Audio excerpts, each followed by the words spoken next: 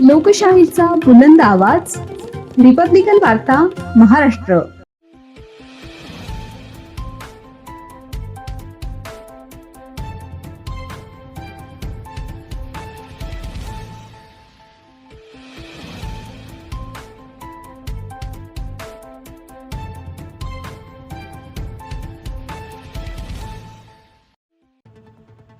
गंगापूर धरणात बुडून 4 जणांचा दुर्दैवी मृत्यू. नाशिकवर शोककळा.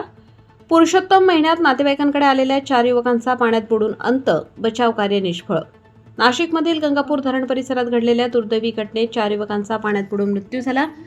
पुरुषोत्तम महिन्यानिमित्त नाशिकमध्ये नातेवाईकांकडे फिरण्यासाठी आलेल्या या युवकांवर काळाने घाला घातल्याने परिसरात हळहळ व्यक्त केली जात आहे.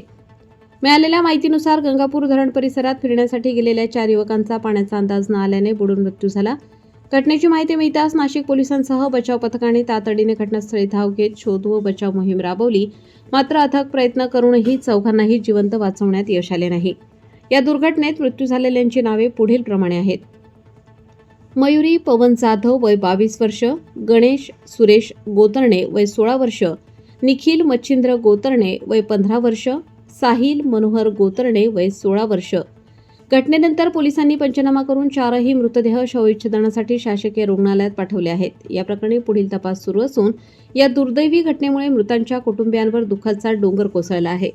गंगापूर धरण परिसरात पावसाळ्याच्या काळात पाण्याची पातळी वाढलेली असते, त्यामुळे नागरिकांनी व पर्यटकांनी पाण्याजवळ जाताना विशेष काळजी घ्यावी असे आवाहन प्रशासनाकडून करण्यात आले आहे. रिपब्लिकन वार्ता महाराष्ट्र न्यूजसाठी विशेष प्रतिनिधी Sandeep Dwivedi, Nashik. Subscribe now and press the bell icon. Never miss an update.